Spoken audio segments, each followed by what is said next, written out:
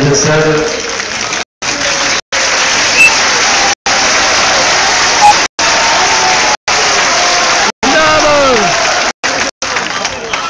سبھی محترم صاحبان اسٹیج پر تشریف فرمائے ہیں، میرے سبھی چاہنے والوں، مجھ سے محبت کرنے والوں اور بہت بڑی تعداد میں نوجوانوں اور بہنوں،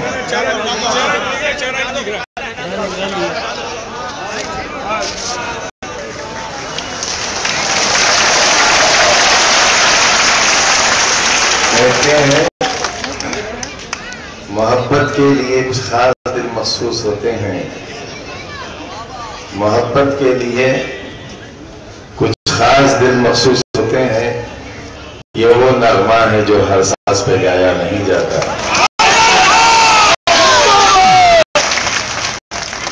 میرا اور آپ کا رشتہ تقریباً 4 دہائی کا رشتہ ہونے والا ہے، اور 4 دہائیوں میں ضرور ہی ہم نے کچھ کھویا ہوگا اور کچھ حاصل کیا ہوگا، لیکن اگر ہم دونوں کا موازنہ یا مقابلہ کریں گے تو ہمیں یقیناً لگے گا کہ ہم نے بہت نہیں کھویا ہے۔ کھویا تو وہاں جاتا ہے جہاں بہت کچھ ہو۔ ہم یہاں کے رہنے والے لوگ ہیں، ہندوستان کے، اتر پردیش کے، رامپور کے، ہم سب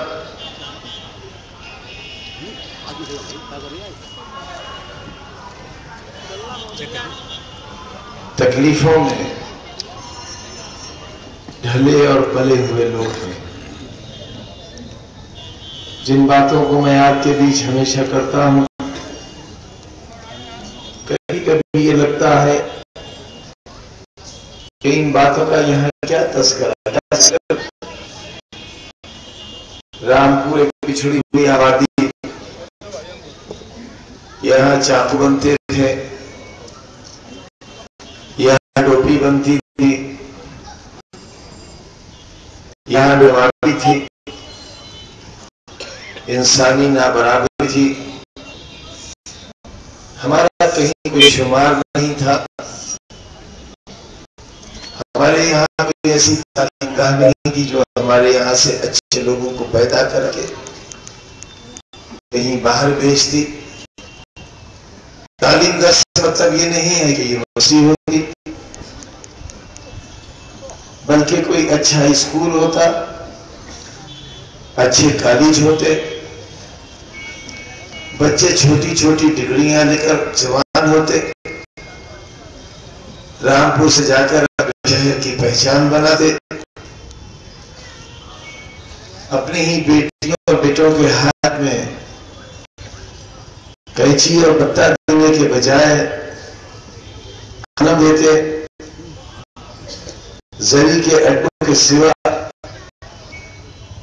کچھ اور ہوتا جو ان کی زندگی کا سہارا بنتا۔ آخر یہ کون ہے جو ایسی بے حس بستی میں، جن کے بنیادی حقوق پہچانے تک نہیں دیے گئے، جن کے احساسات کو نوابوں کے ظلم نے اور غلام ہندوستان کے انگریزوں نے کہیں پنپنے ہی نہیں دیا، جہاں خوشیاں آئی ہی نہیں۔ اور یہ قدم میں ہنسی کے لیے نہیں کہہ رہا ہوں، آپ سے کہتا چلا رہا ہوں کہ جنہوں نے ہم پر سینکڑوں سال حکومت کی، ان کی اہم ذمہ داری تھی کہ کچھ تو ہمارے درد کا احساس کرتے۔ ایک دکاندار اپنی دکان کو کھولنے والے، اس پہ جھاڑو دینے والے، اس کی بھول جانے والے کا اتنا خیال ضرور رکھتا ہے کہ اگر اسے بھر پیٹ کھانا کھایا ہے اور وہی جس نے اس کی دکان کا تالا کھول کر بستر صاف کیا ہے، اس سے یہ جان لے کہ وہ بھوکا تو نہیں ہے، یا وہ اپنے ڈبے میں جتنی روٹی لایا ہے اس کی بھوک کے لیے کافی ہے یا نہیں ہے۔ وہ جس گھر سے آیا ہے کہیں اس کی ماں تو بھوکی نہیں رہ گئی ہے، اس کے بچے کے پیٹ بھرے ہیں کہ نہیں بھرے ہیں، ان کے یہاں کوئی بیماری تو نہیں ہے، دیوار تو نہیں گر گئی اس کے مکان کی۔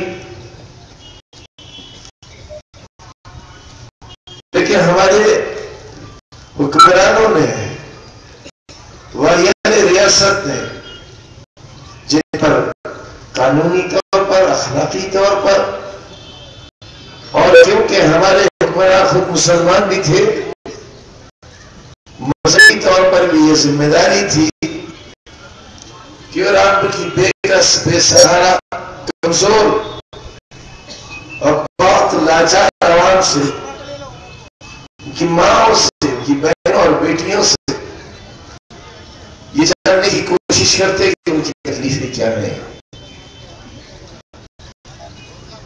لیکن مضبوط فصیلیں اور بلند دیواریں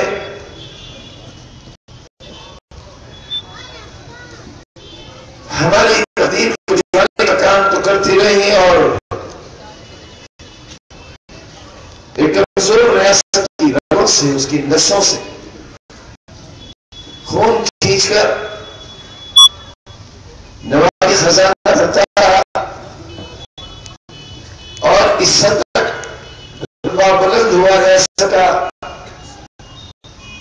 کہ ملکہ وکٹوریہ کے برابر ہمارے نواب کی کرسی پڑھنے لگی، اور ہمارا نواب دل پسیر ہو گیا، ملک آزاد ہوا تو انگریزوں کا فرزند دل پسیر فرزند کانگریس ہو گیا، اور راتوں رات رامپور کی تقدیر نوابیت سے بدل کر سفید ٹوپی میں چلی گئی، اور 1947 سے لے کر 1952 تک ہندوستان ایک ایسے سسٹم کا غلام رہا جس میں لوک سبھا چنی ہوئی نہیں تھی، جہاں ملک کا کوئی IAS آفیسر، کوئی کلکٹر اور کوئی SP IAS اور IPS کا امتحان دے کر ان کرسیوں پر نہیں بیٹھا تھا، بلکہ پنڈت جواہر لال نہرو، جنہیں باپو نے ہندوستان کا پردھان منتری نامزد کیا، انہیں یہ حق بھی دیا گیا کہ وہ پوری پارلیمنٹ نامزد کرے اور ہندوستان کو چلانے والے تمام افسران نامزد کر دیں۔ اور 1952 میں جب پہلا انتخاب ہوا، پہلا چناؤ ہوا،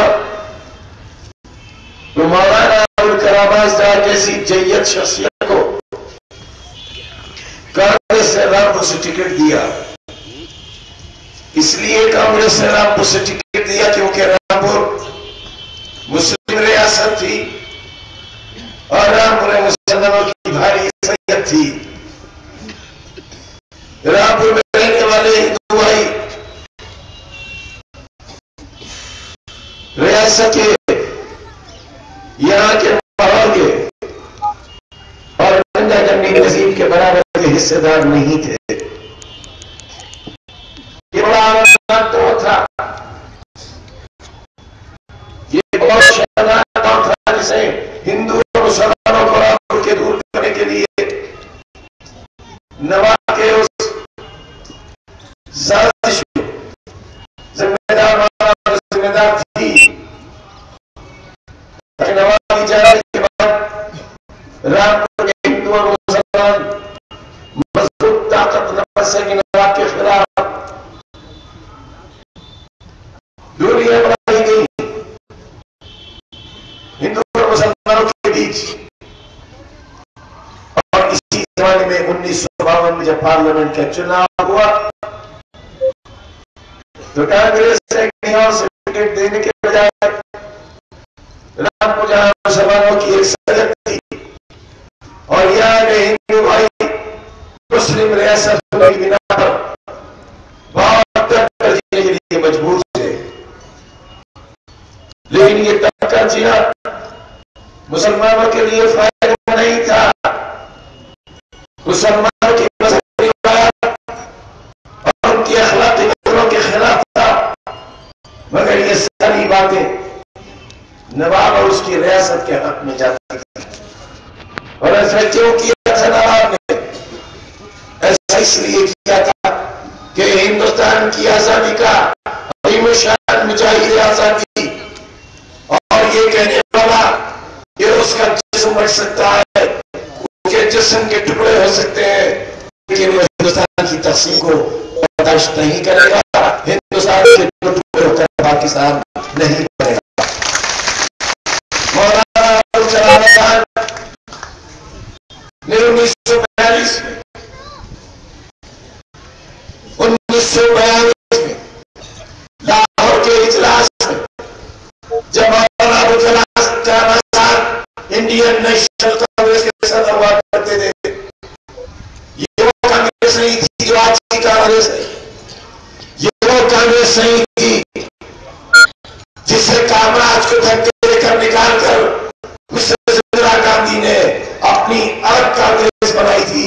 یہ وہ کانگریس نہیں تھی بلکہ انڈین نیشنل کانگریس ہوتی جس میں مولانا محمد علی طاہر تھے، جس میں مولانا شوکت علی تھے، جس میں بی ایم آر تھی، جس میں جس میں جناح صاحب تھے اور جس میں مولانا ابوالکلام آزاد تھے. اور 1942 میں لاہور کے تاریخی اجلاس میں جب مولانا آزاد انڈین نیشنل کانگریس کے صدر ہوا کرتے تھے، اسی طرح کا اجلاس تھا، اسی طرح عوام تھی. مولانا ابوالکلام آزاد صدر کی حیثیت پہ بیٹھے تھے اور مہاتما گاندھی باپو ایک کانگریس کے ایک ممبر کی حیثیت میں. یہ بات یہ باپو کا بہت بڑا عقد تھا. یہ بہت لوگ سمجھنے سے قاصر رہ جاتے ہیں کہ باپو کی حیثیت غلام ہندوستان میں کیا تھی اور آزاد ہندوستان میں کیا تھی. یہ معلوم ہونا چاہیے آج کی نوجوان نسل کو کہ باپو چلتے تو تھے تھرڈ کلاس کے ڈبے میں، لیکن باپو جنہیں بابا قوم کہا گیا ان کے تھرڈ کلاس کے ڈبے کا خرچ اس وقت کے باعث سے زیادہ ہوا کرتا تھا. اور یہ حفاظت انگریز کرتا تھا جو انگریز یہ کہتا تھا کہ اگر باپو کے ساتھ ساتھ ہوئی تو آنے والا باپو کے نام کے مندر بنائے گا اور یہ ہڈی گوشت آدمی آنے والے ہندوستان کا بھگوان بن جائے گا. وہ باپو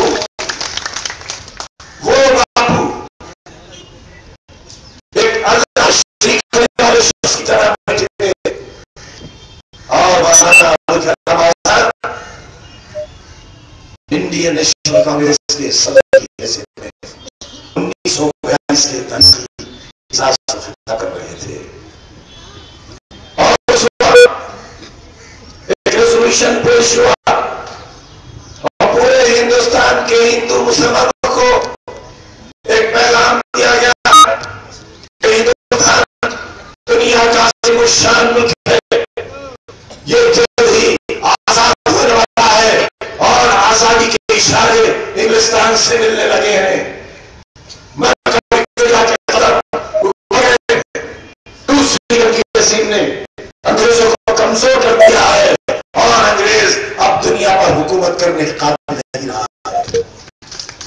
یہ سوچ کلام آزاد پوری دنیا کو یہ پیغام دینے والے مولانا ابوالکلام آزاد نے پوری دنیا کو یہ پیغام دیا کہ تمام دنیا کے غلاموں کو خوش ہو جاؤ، انگریز کے پیر اکھڑ چکے ہیں، دوسری جگہ اس نے انگریزوں کی کمر توڑی ہے، اب ہر غلام آزاد ہوگا اور ہندوستان بھی آزاد ہوگا اور آزاد ملکوں کی اگوائی کرے گا۔ ایک ایسا مفکر،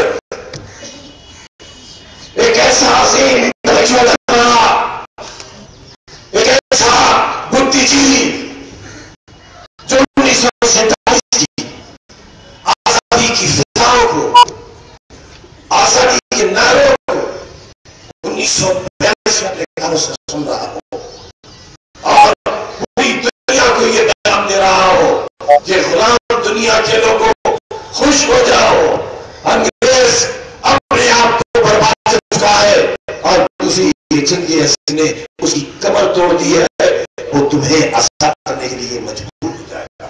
اس لیے اس مفکر وقت نے 1942 میں 5 برس پہلے آزادی سے ایک ریزولوشن پیش کیا اور آمادہ کیا گاندھی جی کو، آمادہ کیا کانگریس کو اور انڈین نیشنل کانگریس میں شریک ہونے والے تمام شرکا کو کہ ہندوستان نہیں بٹے گا، ہندوستان بٹے گا تو آج پر بٹے گا، میرے خون کے دھبوں پر بڑھ کر لوگ پاکستان جائیں گے۔ اجلاس نے کہا کہ مولانا چاہتے کیا ہے، مولانا نے ایک فارمولا پیش کیا اور اس کا نام کیبنٹ مشن پلان رکھا گیا۔ نوجوانوں، اس کیبنٹ مشن پلان میں یہ طے ہو گیا کہ صوبے آزاد ہوں گے، ملک آزاد ہوگا اور کچھ صوبے ایسے ہوں گے جہاں تمہارا اقتدار ہوگا۔ یہ طے ہو گیا کہ ہندوستان میں ایک وزیر اعظم ہوگا، ایک راشٹرپتی ہوگا، ایک بار وزیر اعظم مسلمان ہوگا تو راشٹرپتی ہندو ہوگا، اور دوسری بار وزیر اعظم ہندو ہوگا تو راشٹرپتی مسلمان ہوگا۔ پورے ہندوستان نے کہا ہمیں یہ فارمولا منظور ہے۔ ہندوستان ایک ہو گیا، ہندوستان میں رہنے والے کروڑوں ہندوؤں نے، مسلمانوں نے کیبنٹ مشن پلان کا خیر مقدم کیا اور باپو نے اس کیبنٹ مشن پلان پر اپنی مہر لگا دی۔ باپو کے بعد ہندوستان میں کوئی فیصلے کا نہیں تھا جو باپو کے فیصلے پر رائے دینے کی بھی ہمت رکھ سکتا۔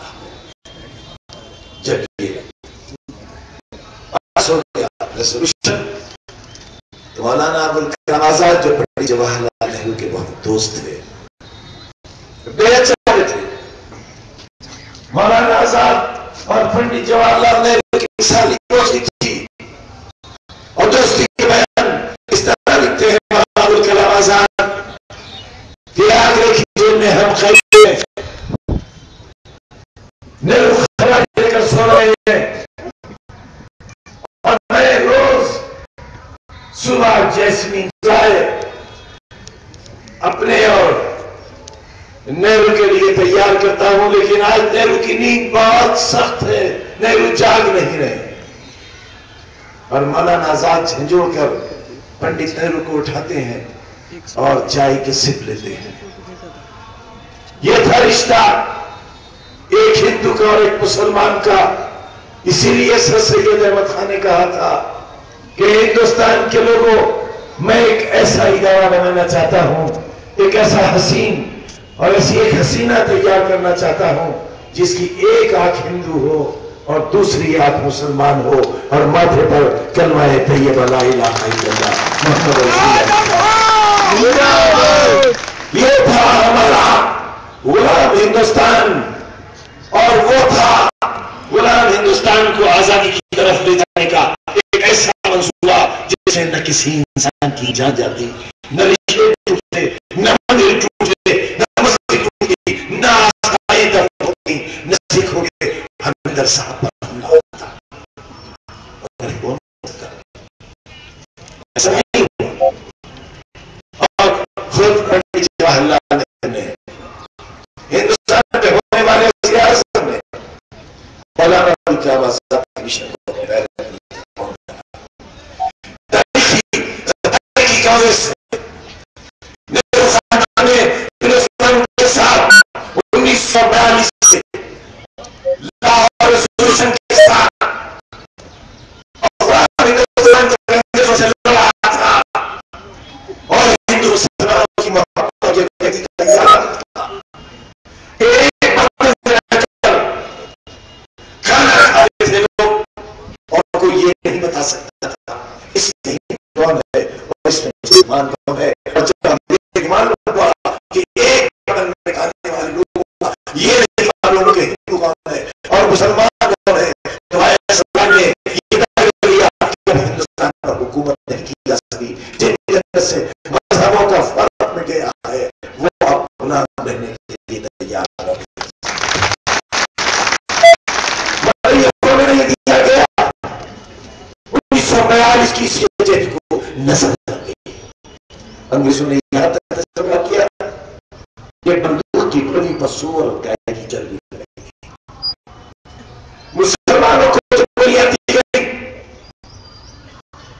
اس سور کی چربی کی دی گئی اور جب تک اس گولی پر زبان کا تھوک نہ لگایا جائے اس وقت تک وہ بندوق میں لوڈ نہیں کی جا سکتی تھی اور وہ چلائی نہیں جا سکتی تھی.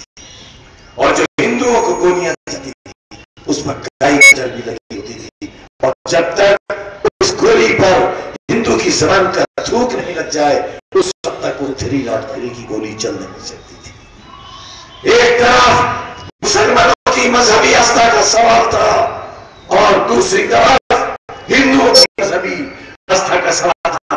لہذا طے ہوا کہ سندھ آزادی کر دی جائے, اعلان کر دیا جائے مکمل آزادی کا اور کہا جائے انگریزوں ملک ہمارا ہے اس کا راج ہم کریں گے. ہندوستان کونے کونے سے بغاوت کی آواز تھی, انگریزوں کی گولیاں چلی, لوگ شہید ہوئے, ہزاروں اور لاکھوں مرے ہیں, بے شمار لوگ جنوں میں ڈال دیے ہیں. لیکن 1942 کے ریزولوشن کا انجام کیا ہوا؟ جائے ہوئے ہندوستانیوں کے ساتھ ظلم یہ ہوا کہ پنڈت جواہر لال نہرو اس ریزولوشن کے بعد بقول مولانا ابوالکلام آزاد کے کہ میری زندگی کا سب سے بڑا مشن مکمل ہو گیا تھا. مولانا آزاد کا مشن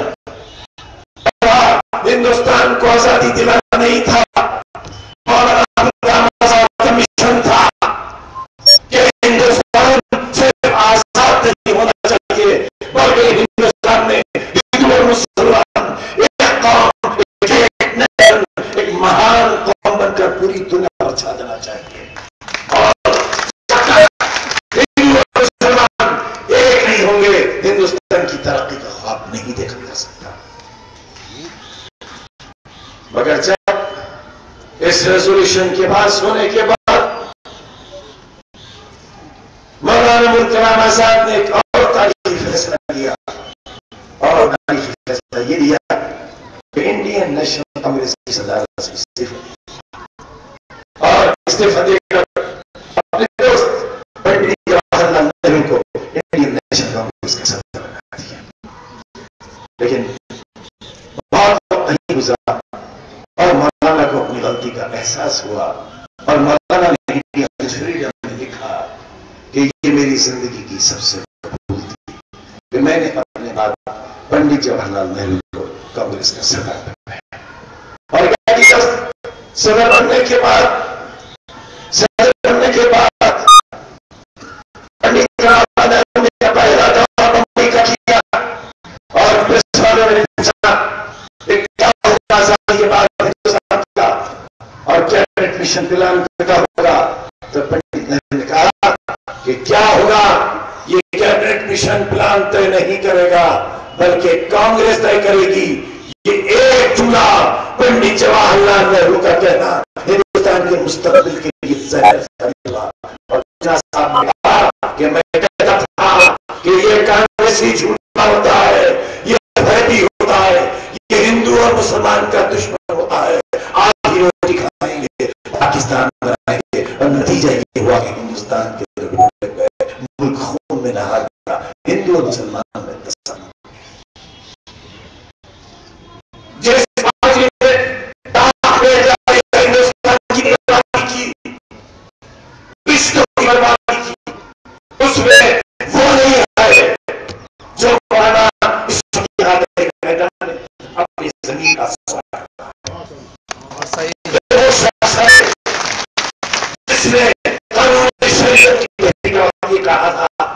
کہ سیاست ایک لیٹرین ہے، اور آج اسی لیٹرین میں بیٹھا ہوا سارا باپ کھڑا ہے۔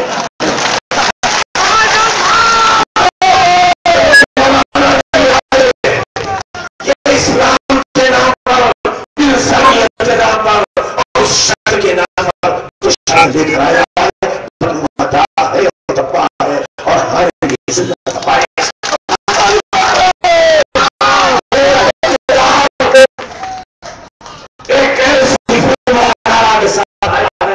جس کی سیڑھی سننے کے بعد کسی ماں کا سر شان سے نہیں اٹھے گا، یہ مولوی ہے اور کس کے ساتھ آیا؟ صحیح بات ہے، یہ اقتدار کے ساتھ آیا ہے، ایک دلی کے ساتھ آیا ہے، اور جس کوٹھی میں دلی کے رہتا ہے۔ میں آپ سے کبھی غلط بیان نہیں کرتا، دلی کی کوٹھی پر نے کی ہے، اس میں ایسے رہتے تھے، اس کو آیا وہ انٹرنیشنل دیتا ہے، اسے میں نے اس کی اصل اوقات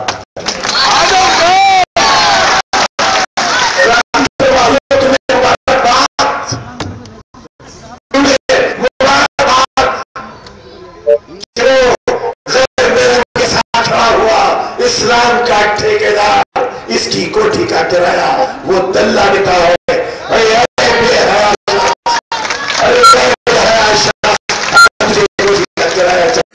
تو جامع مسجد کی سیڑھیوں پر بیٹھ کر ہر مہینے ہم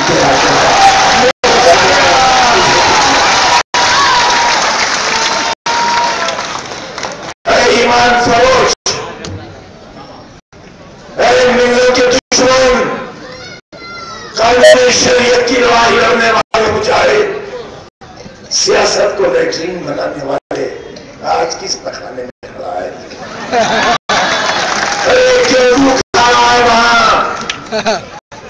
سیڑھی سن، اس دلے کی زندگی دیکھ، اس کی شکل دیکھ، اپنی داڑھی سے اس کی داڑھی بدل لے، اور جا اسلام کے دشمن، تو بیٹھ جا گورکھناتھ مندر کی سیڑھیوں پر اور دلے کو بٹھا لے جامع مسجد رحمان۔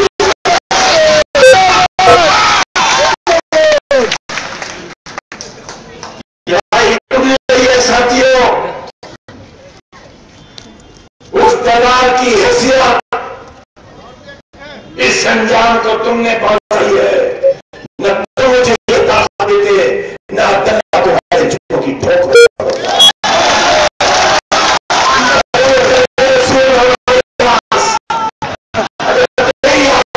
سکتی ہے۔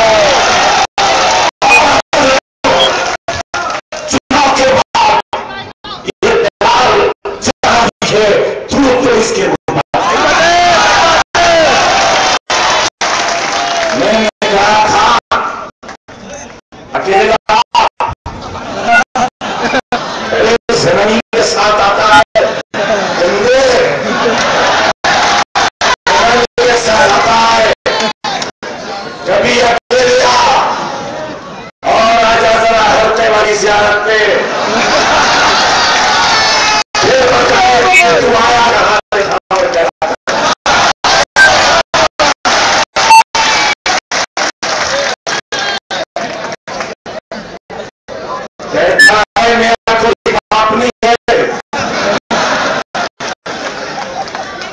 ارے کیا تیرا کیا کہنا تو زمانہ جانتا ہے.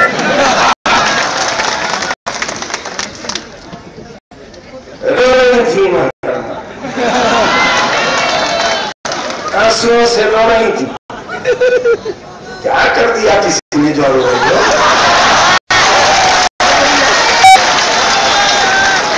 اور کیوں ایسی باتیں کرتی ہو کہ رونا پڑے؟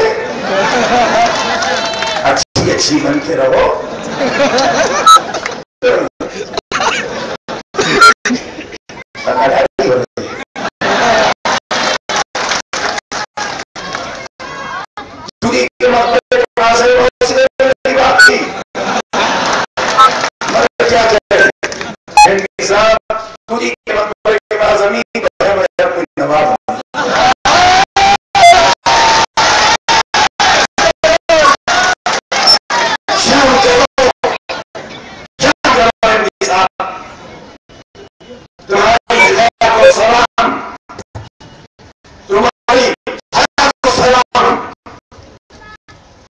سیڑھی کے بعد ہم سمجھتے تھے کہ دونوں ہندوستان چھوڑ کر چلے جائیں گے. ایسی بے غیرتی کی گفتگو, ایسی بے شرمی کی گفتگو, اور سپریم کورٹ کی اجازت کہ سنو ہندوستان والوں, ہم نے کھلی چھوٹ دے دی, اس میں کچھ نہیں بدلا گیا. یہ بالکل صحیح. غدار ہندوستان میں تمہاری رامپور کی اس آواز کو دبانے کے لیے 1942 سے جو سازش ہوئی تھی, اس نے مولانا ابوالکلام آزاد کی آواز کو دبایا تھا. 1952 میں جب چناؤ ہوا تو خود پنڈت جواہر لال نہرو کو رامپور آنا پڑا تھا نواب سے یہ کہنے کے لیے کہ اگر مولانا ہار گئے تو میں تمہاری کھال میں بھوسا بھر دوں گا. میں وہ جمعہ کہہ رہا ہوں جو رضا بریلوی کی کتابوں میں لکھا رکھا ہے. میں وہ جمعہ کہہ رہا ہوں جو رضا بریلوی کی تاریخ کی کتابوں میں لکھا رکھا ہے کہ خود پنڈت جواہر لال نہرو نے رامپور آ کر یہ کہا تھا. کیوں؟ اس لیے کہ نواب رامپور کانگریس کا چناؤ نہیں بلکہ ہندو مہاسبھا کے کشن چند سیٹھ کا الیکشن لڑا تھا. یہ تھا تمہارا نواب, یہ تھا تمہارا حاکم, یہ تھا تمہاری ماں اور بہنوں بیٹیوں اور بچوں کی حفاظت کرنے والا. اور جب 1952 میں مولانا ابوالکلام آزاد پارلیمنٹ کا چناؤ جیت کر تعلیم کے وزیر ہوئے تو ابھی 2-4 لوگ ایسے زندہ ہوں گے جو بتائیں گے آپ کو کہ جب مولانا آزاد سے کوئی رامپور قابل نہیں جاتے تھے اور اگر غلطی سے نواب کا ذکر کر دیتے تھے تو کرسی سے اٹھ کر وہ اپنے چیمبر میں چلے جاتے تھے اور اس وقت تک واپس نہیں آتے تھے جب تک وہ صاحب دفتر سے اندر تک بات کرنا چاہیے. یہ تھا اللہ کا پیار. کیونکہ تاریخ یہ جانتی تھی, مولانا یہ جانتے تھے کہ نواب نے اس غریب شہر کے لوگوں کے ساتھ کتنا ظلم ہے. انگریز دشمن, نواب دشمن, اور ایک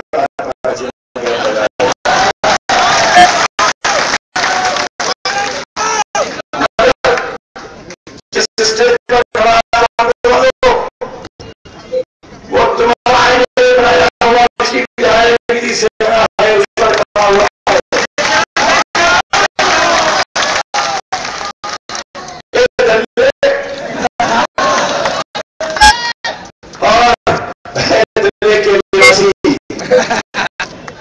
تیرے پیر رامپور والوں کی گاڑی کمائی پر ٹکے ہوئے ہیں. ہم خود فیصلے کریں گے, ہم فیصلے کریں گے.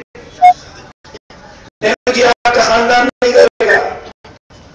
آپ نے ہندوستان کو برباد کیا, آپ نے کیبنٹ مشن پلان نہیں بنے گا اور ہندوستان کے 2 ٹکڑے ہو گئے. سوچو رامپور کے ہندو مسلمانوں سیکھو، ہندوستان، بنگلہ دیش، پاکستان، رنگون، یہ سب ہندوستان میں ہوتا، آج ہندوستان کتنا عظیم ہوتا اور دنیا کی کتنی بڑی طاقت ہوتی.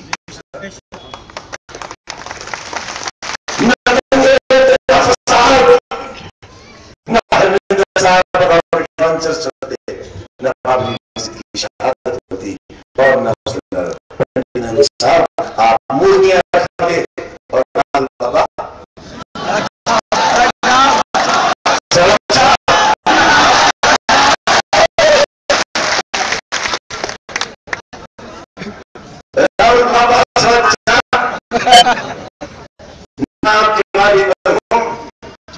بابری مسجد کا تالا کھلواتے اور نہ آپ کے والد بابری مسجد کی جگہ پر شیعہ سے آتے اور نہ ہی آپ کانگریس سے 1992 میں 1992 میں بابری مسجد کو حملہ کرا کر شہید کرتے.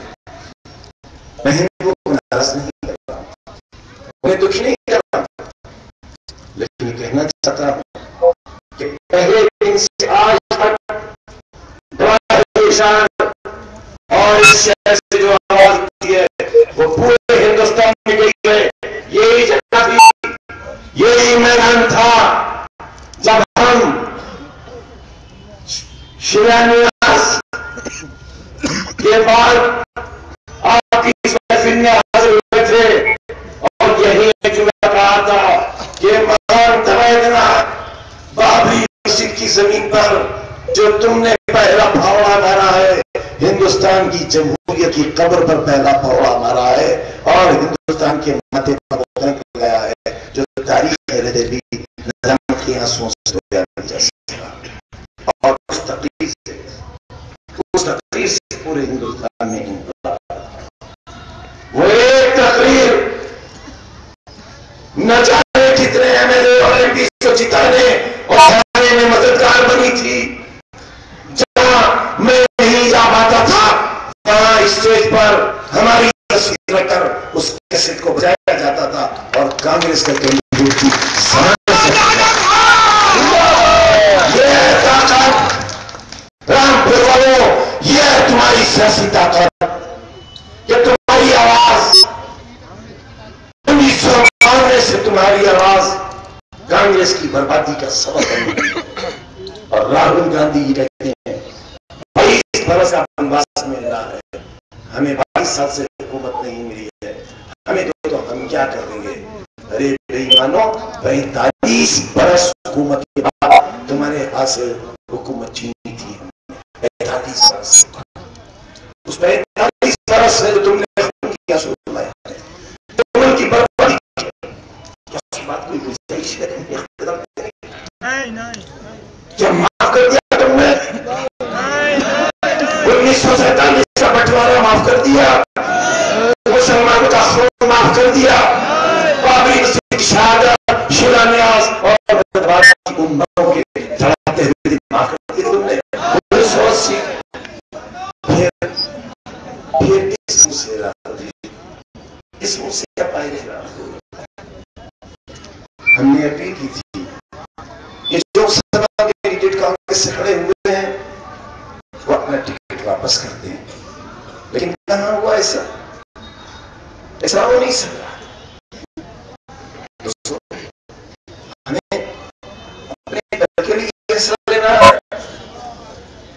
ہمیں اپنے بچوں کے مستقبل کا فیصلہ لینا ہے. میرا بننا بہت چھوٹی بات ہے. کیا ہوتا ہے میرے، کیا ہوتا ہے میرے تو سوارگانا میں بھی ہے، تو ہے جس کے بڑے بڑے ہولڈنگز لگے تھے، نیلی پتلون، لال ٹی شرٹ اور سنہری رنگ رومال اور وہ جنگلی جیسے بال.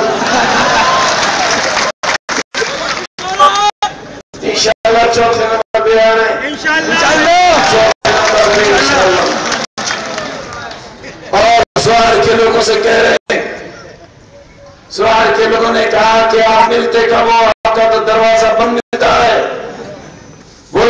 से तोड़ दिया, और कभी मैं न मिलूं तो मुझे तोड़ देना।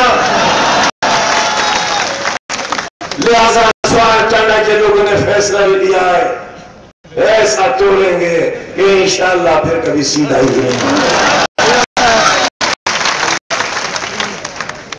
हमें अपने कर के फैसले लेना है। एमएलए क्या है? एमएलए शाहबाज से भी होते थे,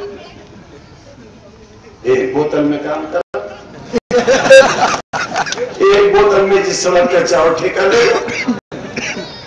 और सीना ठोक कर कहते हैं अल्लाह का घर सामने है, हमारे अलावा इस जिले में कोई शख्स नहीं है, चाहे वो आपकी एमपी साहिबा हो या के मेरे साहबान हो, बगैर कमीशन के एक पैसा भी नहीं करते। यहाँ पे तो सच है।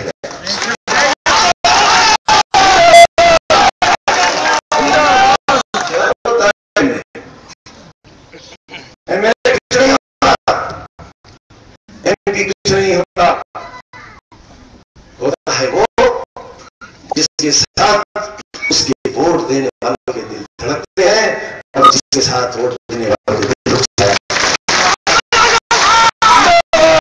जब वो चलता है तो जमाना चलता है, और जब उठता है तो जमाना उठता है, होता है सब।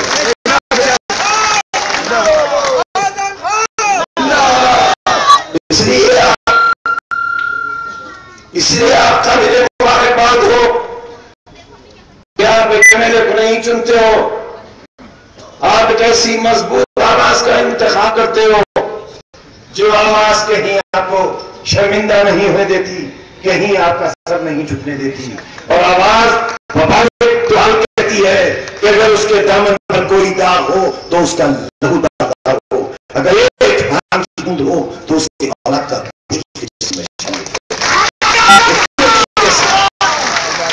कोई नहीं कह सकता ये।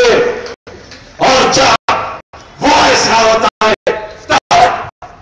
समाजवादी पार्टी के कौमी छात्र स्वार के दल से भी कहते हैं कि मैं आजम खां के बगैर अधूरा हूं। यही नहीं कहते। और तब तारीखी मैदान में वज़ीर आज़म कहते हैं कि मेरी काबीना में अगर कोई एक वज़ीर ईमानदार है तो उसका नाम आजम खां है। अपनी ईमानदारी और गैरत का कोई सर्टिफिकेट नहीं चाहिए। मेरा सर्टिफिकेट देने वाला मेरा अल्लाह है और मेरी वो गैर से मदद करता है। मेरी मदद उन लम्हों पर होती है जब बहुत मायूसी होती है, जब मेरा घर चारों तरफ से ऐसी घेरे दिया है, मुझे टेलीफोन आ जाता है से कि जो भी जरूरी कागजात है यहाँ पे हटा दिए जाए, तो कौन से कागजात? ये क्या है मेरा, न खास बात मेरा, न कोई कोठी मेरी, न कोई पेट्रोल पंप कैसे न कोई तामील, न कोई जायदाद। और एक जायदाद जिसके लिए मेरी 1000 जिंदगियां को आने वाली नस्ल का मुकद्दर है, उसका एक जर्रा मेरे घर पर था। मेरी बीवी का था, मेरी बीवी की कमाई थी, उसकी तनख्वाह थी, उसकी कागजात थे, मुझे वो रात गुजरी है कि सारी रात छोड़ रहा मैंने उन कागजात को रामपुर के मुख्तलिफ मकानात पर मुंतकिल किया है। और यहाँ तक मेरे अजीजों के कान में पड़े हुए 2000 रुपए के बुंदे भी मैंने अपनी बीवी को उतरवा कर ठिकवा दी कि कहीं ऐसा हो इन 2000 रुपए के सोने के बुंदों का मैं हिसाब न दे सकता। कौन सा जुल्म नहीं हुआ, कौन सी नाइंसाफी नहीं हुई। 5 साल के इस दौर में चक्की के बाटों में जिस तरह पीसा गया हूं, अगर तुम में से कोई होता खुदा की कसम खुदकुशी कर लेता, नहीं जिंदा रह सकता था। ये ताकत कहां से आई थी, ये कुव्वत कहां से आई थी یہ ایمان کہاں سے آیا تھا؟ کیونکہ دل صاف تھا اور آسمان سے آواز آتی تھی کہ غیب سے مدد ہونے والی ہے، تو مت گھبرا، اور ہوئی نہ غیب سے مدد۔ 58 مقدمے ہیں میرے خلاف، 58 مقدمے، 25 ہریجن ایکٹ کے ہیں، ضلع جیل ضلع کچہری سے ضمانت نہیں ہوگی، وکلا سے پوچھو آپ، 6 مہینے جیل میں رہنے کے بعد کم سے کم ہائی کورٹ سے ضمانت ہوگی۔ 25 مقدموں کی ضمانت کے لیے 12.5 برس گئی، 12.5 برس، صرف 25 مقدموں کی ضمانت کے لیے 58 مقدمے، ایک تنہا گنہگار اور گناہ تمہارے بچوں کا مستقبل، بس اور کچھ نہیں۔ لیکن تمہاری محبت کی قسم، ایک مقدمے میں بھی ضمانت نہیں کرائی ہے، ایک میں بھی نہیں، اور کہہ دیا ہے کہ لے جاؤ ہتھکڑی ڈال کر باقی کی ساری زندگی جیل میں گزار دو، تاکہ رامپور گواہ رہے اس حق کا، اور سچائی گواہ رہے اس حق کی کہ تمہارے بچوں کی مستقبل کو سنبھالنے کے لیے ایک شخص جیل بھیجا گیا، اور وہیں سے اس کی لاش نکل کر یونیورسٹی کے قبرستان میں دفن کر دی۔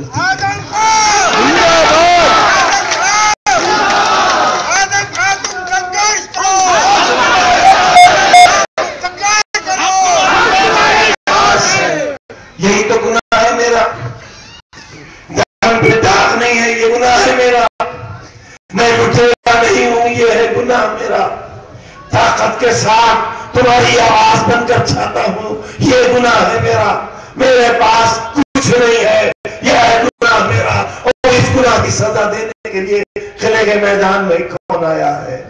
قانون شریعت کا مقدمہ لڑنے والا آیا ہے مجھے ہرانے کے لیے۔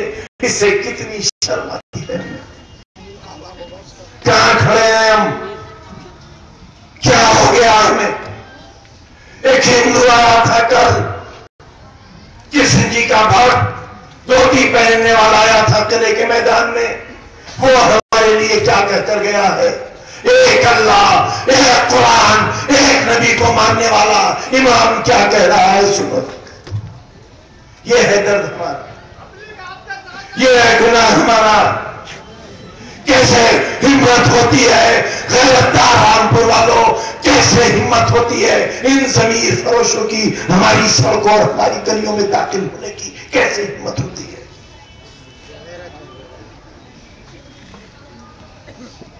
آؤ اس چناؤ کو ہماری جیت کی کا چناؤ پر سمجھو، یہ ہماری جیت کا ہار کا چناؤ نہیں ہے۔ ہمیں جیتنے کے بعد جتنی تنخواہ ملے گی، ودھان سبھا سے اس سے زیادہ پینشن ملے گی، ہمیں اس سے زیادہ ملے گی۔ ہماری ہار جیت ہماری زندگی کا مقصد نہیں ہے، مگر ہماری ہار اسروں کی کمر توڑ دے گی، ہماری ہار سونیا گاندھی کی جیت ہوگی، راہل گاندھی کی جیت ہوگی، ہماری ہار مایاوتی کی جیت ہوگی، جس کے ہاتھی کی قیمت ہم نے بتائی ہے، جس کی مورتی کی قیمت ہم نے بتائی ہے، کاشی رام کی اصل حیثیت ہم نے بتائی ہے، اور 22 برس پہلے کانگریس اتر پردیش کے اقتدار نے ٹھوکر مار کے ہم نے بتایا ہے۔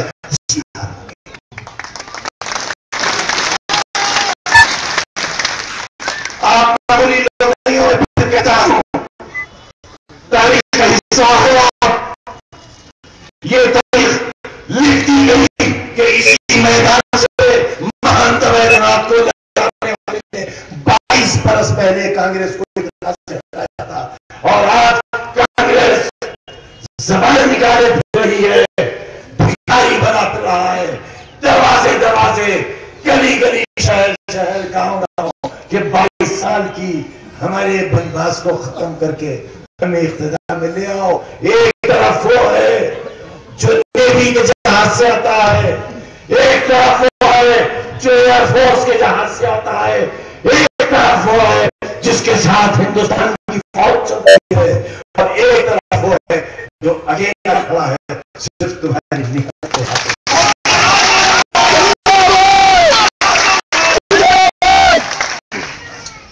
اپنی اس حیثیت کو، اپنی اس طاقت کو رسوا مت ہونے دینا، اور جب یہ لگے کہ میری ضرورت نہیں ہے 10 شریف لوگ مجھ سے آ کر کہہ دینا اور استعفا دکھا کر لے جانا مجھ سے.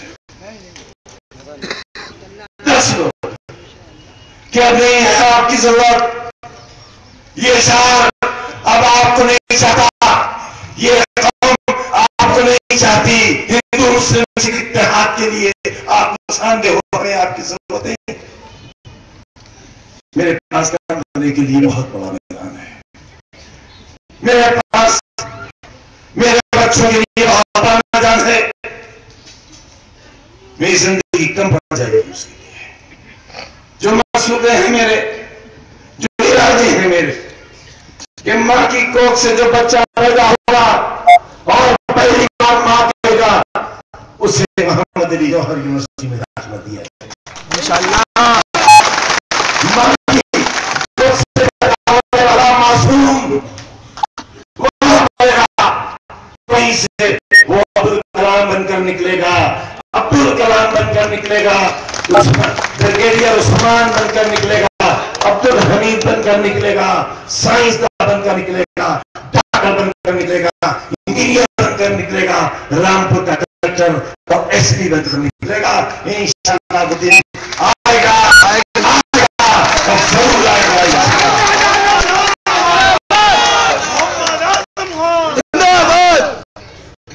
آج ہماری بڑی تھی،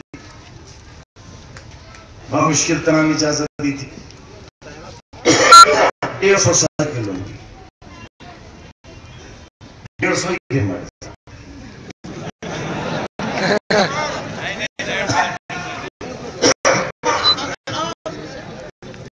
اور کانگریس کے کینڈیڈیٹ صاحب دماغ کا دورہ ہو گیا. ہم سب کو اللہ سے دعا کرنا چاہیے کہ الیکشن جاتے کو کوئی ایسی حرکت نہ کر بیٹھے جس سے ہم پریشانی میں آ جائیں. انہوں نے اپنی گاڑی کی شیشے توڑنے کی کوشش کی، اپنی گاڑی توڑنے کی کوشش کی، اور اس حد تک ہمارا فوجداری دے کے پولیس کو ان کے ساتھ سخت کلامی کرنا پڑی. ہمیں سوچ ہوتا ہے جب کسی سیاستدان کے ساتھ پولیس سختی سے ہوتی ہے، اور اس لیے کہ ہم خود بھی سیاست والے ہیں اور ہم نہیں چاہتے کہ پولیس کا کوئی افسر کسی عام والے کے ساتھ سخت زبان استعمال کرے. ہم یہ سوچ سکتے کہ آج کانگریس کے کینڈیڈیٹ کے ساتھ جس طرح سے پولیس پیش آئی ہے، نہ ان کی ایسی حرکت ہوتی، نہ ہم پولیس کو ایسا کرنے کی اجازت دیتے. ان سے درخواست ہے ہماری، ان سے درخواست ہے، صرف ان سے ڈسٹ بن سے نہیں ہماری درخواست ہے، کوئی کی بات سے نہیں ہے ہماری درخواست، والے سے ہماری درخواست نہیں ہے، انٹرنیشنل دلے سے نہیں ہے ہماری درخواست، اور ان سے بھی نہیں ہے جنہوں نے کہا کچھ اور کیا کچھ. کہا تو یہ تھا کہ تو جہاں جہاں چلے گا میرا سایہ ساتھ ہوگا. کہاں گئی آپ؟ رو رہی ہیں آپ؟ اگر ساتھ رہتی تو کیوں روتی؟ اگر ساتھ نہیں تو رونا پڑے گا، اور جس کے ساتھ ہو اس کے ساتھ تو اور زیادہ رونا پڑے گا. اور کیوں رونا پڑے گا؟ کہ اس کا فیکٹری معائنہ کرا لیا. ہنسی کی بات نہیں کہہ رہا ہوں. جب نسبندی کا قانون لاگو ہوا،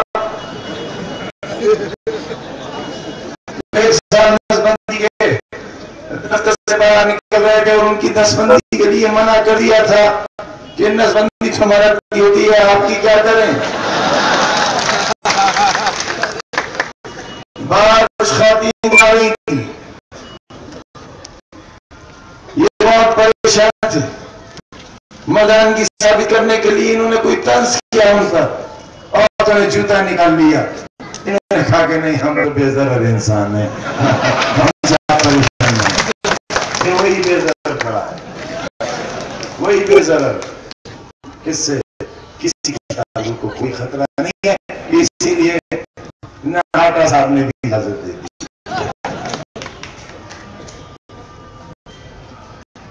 آسان ہو رہی ہے، 2 منٹ کا وقت لیں گے اور آپ سے بس ایک خاص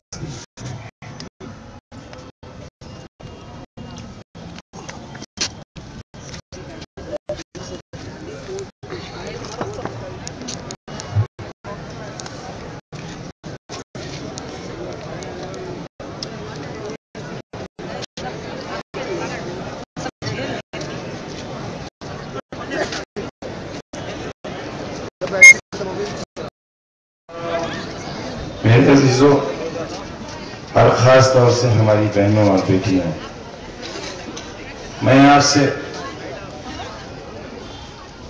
یقین دلا کر کہنا چاہتا ہوں کہ میں نے جو کچھ کیا ہے وہ میری ذمہ داری تھی، اور آگے بھی میں جو کچھ کروں گا وہ میری ذمہ داری ہوگی۔ میں نے آپ کے شہر کو جیسا بنایا ہے، میں نے آپ کے شہر کو جیسا بنایا ہے وہ آپ کے سامنے ہے، اور آپ کے بنے ہوئے شہر کو جس طرح سے برباد کیا گیا ہے وہ سب بھی آپ کے سامنے ہے۔ میں آپ کے اس شہر کو انشاءاللہ ایک مثالی شہر بناؤں گا، آپ کی بستیوں کو، آپ کی گلیوں کو، آپ کے بازاروں کو مثالی بناؤں گا۔ ذوالفقار اسکول کے میدان میں اب سے 5 برس پہلے ہم نے ایک گرلز کالج منظور کرایا تھا۔ ہم بھول جاتے تھے آپ کو بتانا، کیونکہ پڑھے لکھے صاحب ہم سے برابر یہ سوال کرتے تھے کہ 1947 میں اتنی فیکٹریاں تھی کہاں چلی گئی، جبکہ میں 1947 میں پیدا بھی نہیں ہوں۔ ہاں یہ میں مانتا ہوں کہ کانگریس کے دور اقتدار میں 45 برس میں وہ تمام فیکٹریاں ختم ہو گئیں جنہیں بڑھنا چاہیے تھا کم ہونے کے بجائے، یہ مانتا ہوں میں، لیکن اس کے لیے ذمہ دار میں نہیں ہوں۔ رضا ٹیکسٹائل کے بارے میں بھی میں نے بار بار آپ سے کہا ہے کہ 1980 میں ہم نے ہڑتال چلائی تھی، اور 1989 میں جب میں پہلی بار شرم منتری ہوا تھا، لیبر کا وزیر، تب بیڑی مزدوروں کی اجرت میں نے 50 روپیہ 1000 بڑھائی تھی، اس لیے کہ اسی شہر کے بیڑی مزدور پریشان تھے، اس لیے کہ ایک پائی کے لیے ضد کر رہے تھے مالک سے کہ ہم نے ہڑتال کر دی ہے، ہماری لاج رکھ لو اور ایک پائی بڑھا دو۔ تو بیڑی مالکان نے مزدوروں کی لاج رکھنے کے لیے ایک پائی نہیں بڑھائی تھی۔ تب میں نے رامپور کے مزدوروں سے وعدہ کیا تھا کہ میں اتنی مزدوری بڑھاؤں گا کہ تمہیں سن کر پسینہ آ جائے گا، اور اس وقت 1980 میں جب ایک پائی مزدوری بڑھانے کے لیے مل مالک تیار نہیں تھا، تب میں نے 50 روپے فی 1000 بیڑی کی مزدوری بڑھائی نہیں تھی بلکہ لاگو بھی کرا کرتے تھے۔ اور 1989 میں ٹیکسٹائل کا مالک لکھنؤ بلایا گیا تھا، اور میں نے کہا تھا کہ کسی قیمت پر ٹیکسٹائل مل بند نہیں ہوگا، کتنی ہی سرکاری مدد کی ضرورت ہوگی، ٹیکسٹائل مل چلایا جائے گا۔ لہذا سریواستو نے ہم سے وعدہ کیا تھا کہ میل بند نہیں ہوگا، اور میل بند نہیں ہوا۔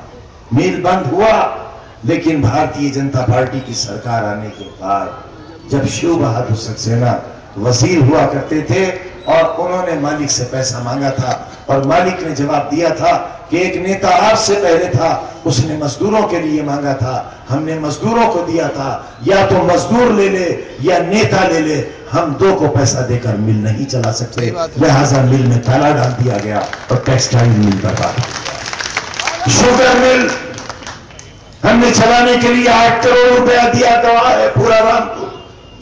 8 کروڑ سے شکر کا کارخانہ نہیں چل سکا۔ اتر پردیش کی سرکار نے 20 برس پہلے یہ طے کیا تھا کہ پردیش کے خزانے سے اب کوئی مل نہیں لگے گا، لیکن یہ آپ کی طاقت تھی، یہ آپ کا دیا ہوا حوصلہ تھا، اور یہ آپ کا حق تھا۔ بھوکے नंगे बेसहारा लोगों का हक था कि कैबिनेट में हम ये कहकर उठे थे कि अगर शुगर मिल नहीं लगा तो शक्कर के कारखाने में जाकर पेट्रोल छिड़क कर अपने ऊपर आग लगा लेंगे। कैबिनेट खत्म हो गई थी, हम बाहर निकल गए थे। वजीर आला की सेहत तो सब बहुत अच्छी होती थी, दौड़कर हमें पकड़कर अपनी गाड़ी में बैठाकर अपनी कोठी ले गए। हमें ठंडा पानी और नाश्ता कराने के बाद हमसे ये वादा किया कि अगली काबीना में शुगर मिल की मंजूरी हो जाएगी। और फिर आपको मालूम है कि 25 बरस के इतिहास में उत्तर प्रदेश में ये अकेली मिसाल है कि सरकार के खजाने से एक कारखाना लग रहा था।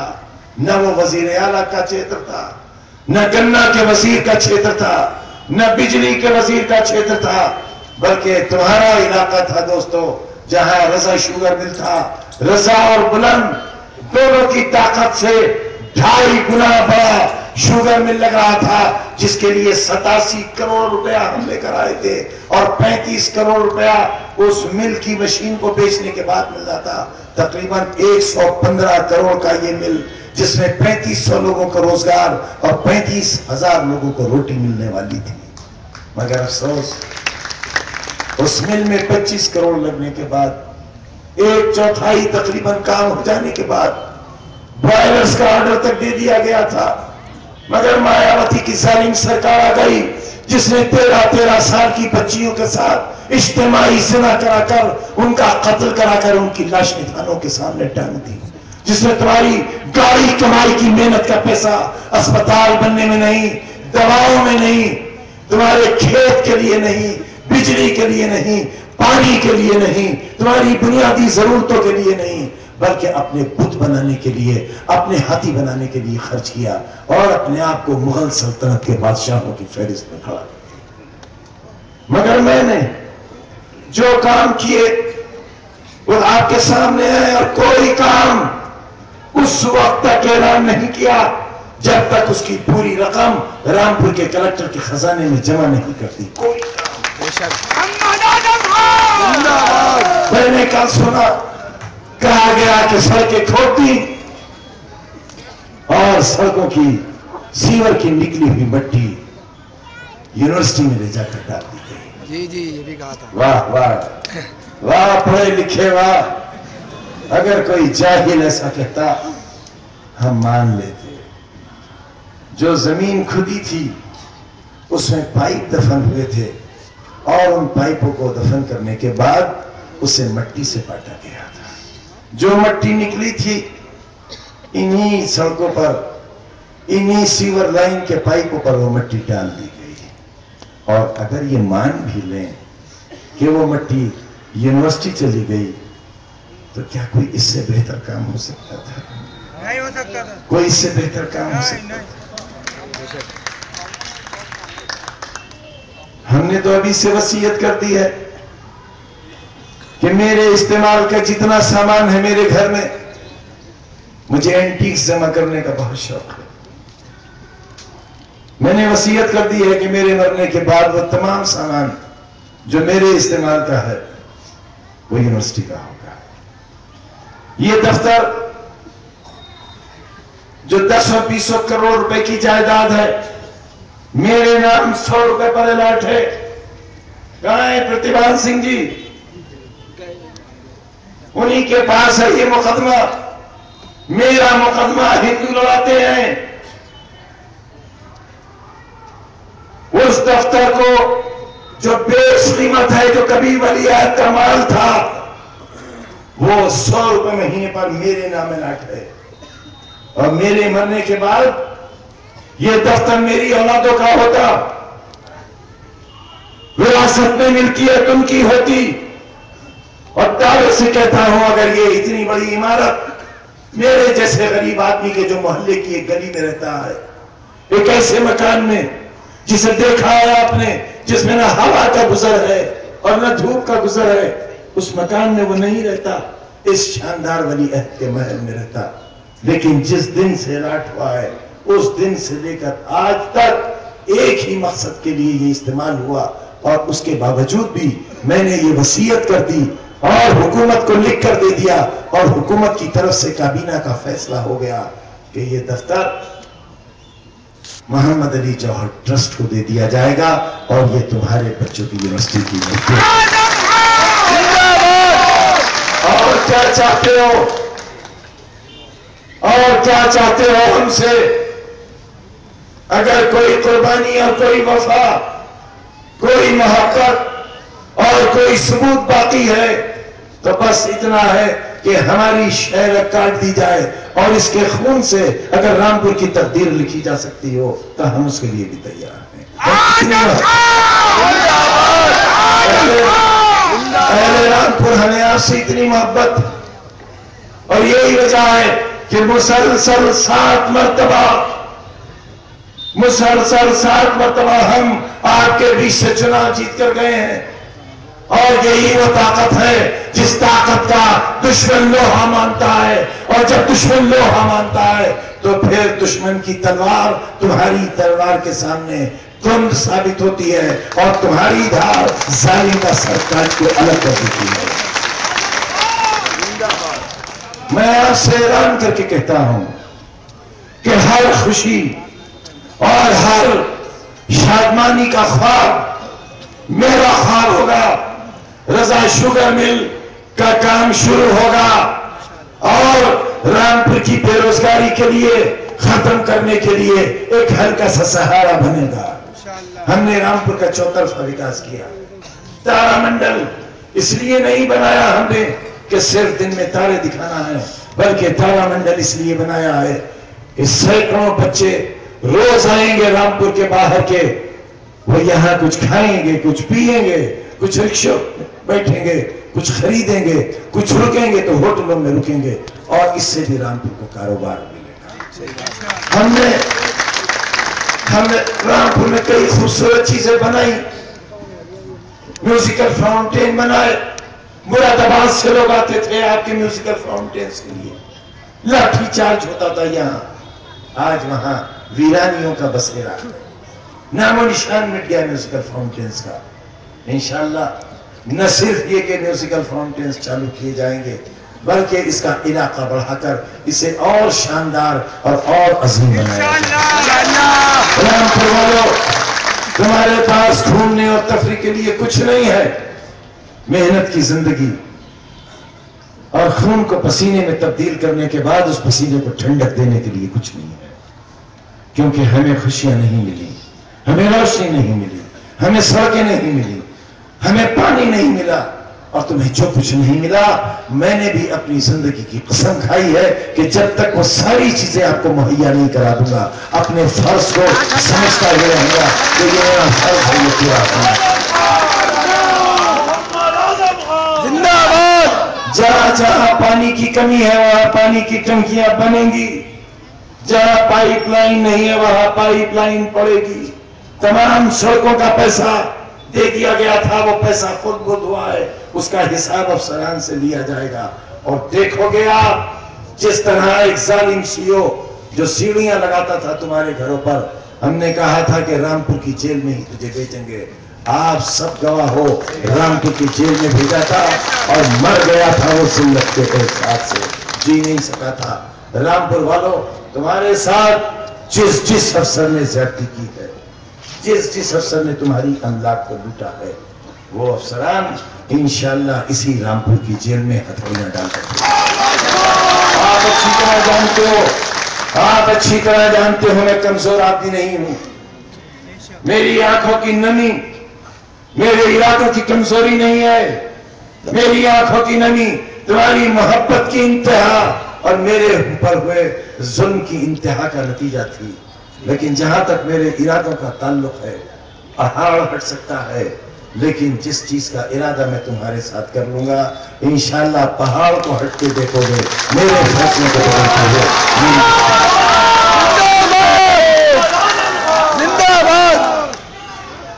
حقیقت کہہ رہا ہوں، خوش بیانی مت سمجھ لینا، حقیقت کہہ رہا ہوں، خوش بیانی مت سمجھ لینا، بہاریں لوٹ آئیں گی، بنا دو باغ ماں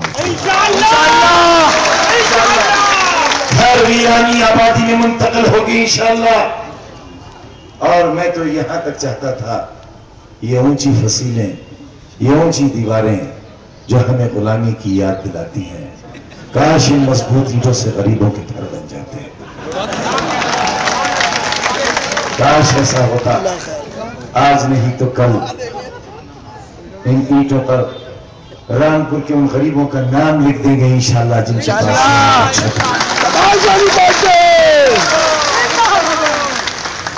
آپ کے شہر کو بہت خوبصورت بنائیں گے، روزگار کے ذرائع فراہم کریں گے۔ کہتے ہیں کہ کوئی کارخانہ لگائیں اعظم خان، ٹھیک ہے لگا دیں گے۔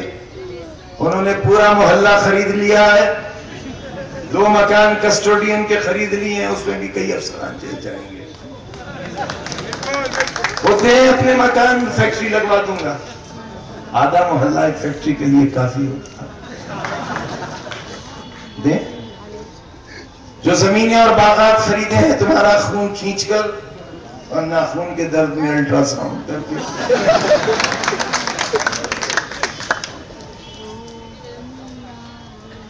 ہم پولیس سے تو نہیں ڈرتے ہیں بھائی، نہیں ڈرتے ہیں نا؟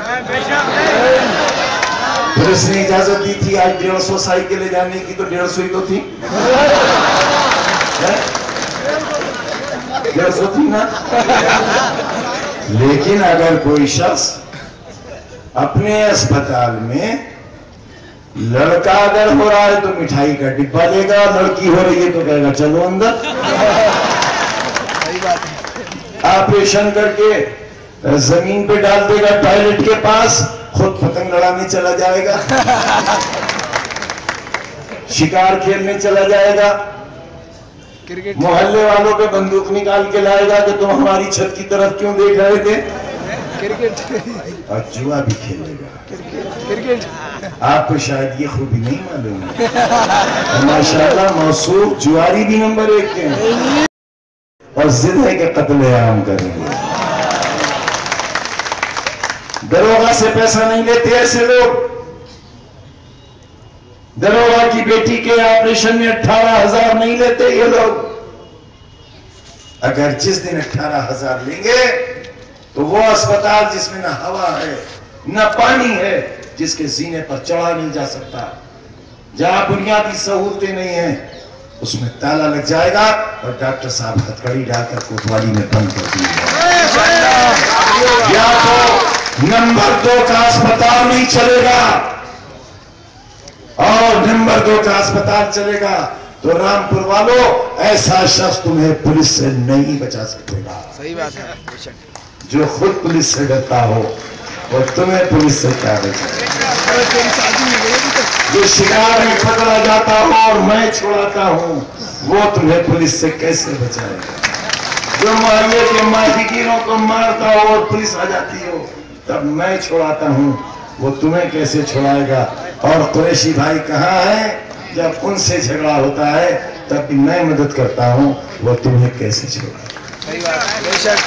ابھی تو 3 تاریخ کے بعد ہو سکتا ہے ایک آدھ مسئلہ ایسا ہو جائے کہ مجھے انہیں بھی چھوڑانا پڑے۔ اسی کے ساتھ کیونکہ 5 بجنے والے ہیں، 5 بج گئے،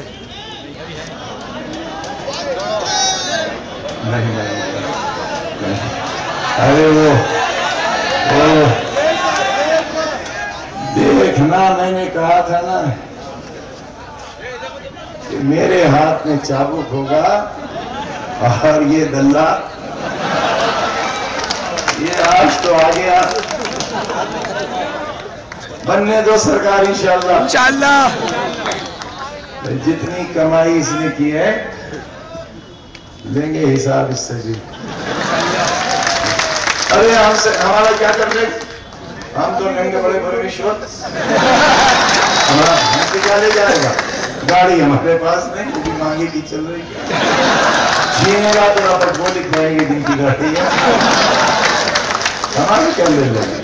لیکن ہم چپٹ گئے تو کیا ہوگا؟ بدلہ لینا ہے انشاءاللہ، رامپور کے دشمنوں سے بدلہ لینا ہے انشاءاللہ، دولت کی طاقت سے اور غریب رنگوں والوں کی تقدیروں کو برباد کرنا چاہتے ہیں، ان کی دولت کو پیروں سے مسل دینا ہے، اس کو ذلیل کر کے باہر نکالنا ہے۔ آواز تو ہمیں ہے، آواز تو انقلاب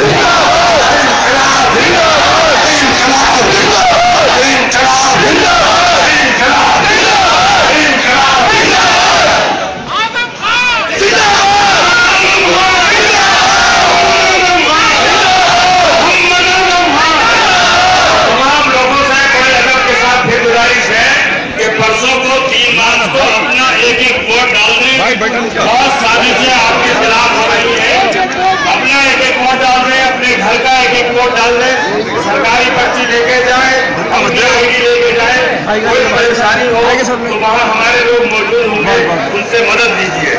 بہت بہت شکریہ۔ اس کے سبھا کے صدر جو بار ایسوسیشن کے صدر ہیں کرنیل سنگھ صاحب، ان سے گزارش ہے کہ وہ آپ حضرات سے